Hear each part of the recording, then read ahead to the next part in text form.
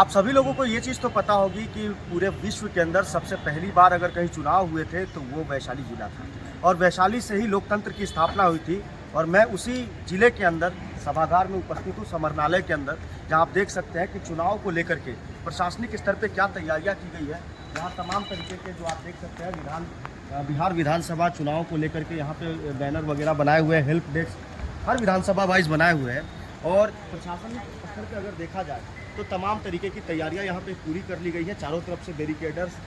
Barricading कर करके इस समरनालय को पूरी तरीके से सेव कर दिया गया है और आचार संहिता का पालन करने के हिसाब से कई तरीके के गाइडलाइन लगाए गए हैं। ये सामने समरनालय है और समरनालय के ठीक नीचे एक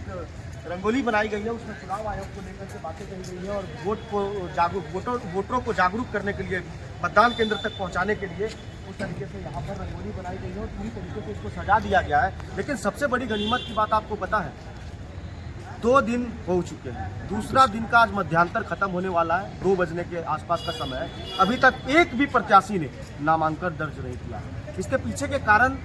लोग अलग अलग तरीके से बात करते हैं, लेकिन मैं आपको बताता हूँ उसके पीछे का कारण क्या है। नामांकन नहीं दर्ज होने का एक कारण ये भी मान सकते हैं कि जो भी राजनीतिक पार्टियां हैं उन्होंने अभी तक टिकटों का वितरण नहीं किया है। खास करके अगर एनडीए गठबंधन की बात करें तो उपेंद्र कुशवाहा का सवेरे सवेरे एक्स पे उन्होंने एक ट्वीट किया और उस ट्वीट के अंदर शब्दों से उन्होंने बता दिया कि एनडीए में सब कुछ ऑल इज वेल नहीं है। वहीं अगर बात करें लोजपा रामविलास के मुखिया चिराग पासवान की, उनकी 2-3 दिन पहले की एक तस्वीरें काफ़ी वायरल हुई थी जिसमें वो केंद्रीय गृह राज्य मंत्री नित्यानंद राय के साथ में ये कहते हुए नजर आए थे कि हमारी इस हंसी को देख करके ये आप समझ जाइए कि सब कुछ सामंजस्य बैठ गया है और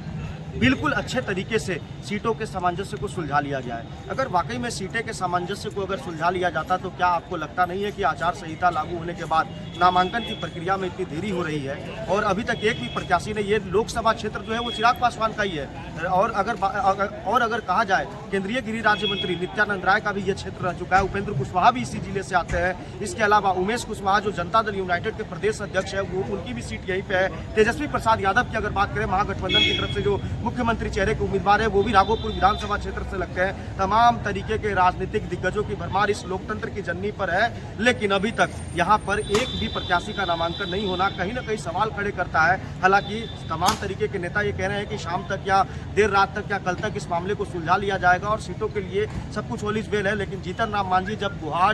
जब जीतन राम मांझी आसाम से लौटे और कल जब उन्होंने मीडिया के समक्ष बयान दिया तो उन्होंने क्या कुछ कहा, उन्होंने एक चीज़ कही कि हम जो है एनडीए को मजबूत करना चाहते हैं, जंगल राज वापस ना आ जाए इसलिए जो है हम मजबूती से खड़े हैं। लेकिन इससे पहले उन्होंने क्या कहा था कि हमें कम से कम 15 सीटें चाहिए, अगर 15 सीटों से कम नहीं मिलता है तो हम चुनाव ही नहीं लड़ेंगे, हम ऐसे ही मोदी जी को सपोर्ट कर देंगे। तो नेता जो है वो प्रेशर पॉलिटिक्स कर रहे हैं और लगातार ये दबाने का प्रयास कर रहे हैं, लोगों को समझाने का प्रयास कर रहे हैं, लेकिन कहीं ना कहीं तमाम तरीके की अटकलें हैं, उनकी हवा तेज होती हुई इसलिए नजर आ रही है क्योंकि वर्तमान में सीटों को लेकर के अभी भी असमंजस की स्थिति है। कांग्रेस किस तरफ जाती है या फिर राष्ट्रीय जनता दल महागठबंधन की ओर जाएगी, ये तो आने वाला वक्त ही बताएगा। लेकिन फिलहाल आज की तारीख तक नामांकन की प्रक्रिया के दूसरे दिन तक अगर एक भी नामांकन उस क्षेत्र से नहीं हो जहां लोकतंत्र का जन्म हुआ था तो सवाल तो खड़े होते ही है। हालांकि आने वाले वक्त के अंदर ही पता चल पाएगा कि नामांकन की प्रक्रिया में और पार्टियां कितनी देर लगाती है, लेकिन कहीं ना कहीं ये एक अपने आप में सवाल है कि यहां से अभी तक नामांकन क्यों नहीं दर्ज किया गया है। देशमत न्यूज के लिए मैं अभिजीत शर्मा, बहुत बहुत धन्यवाद।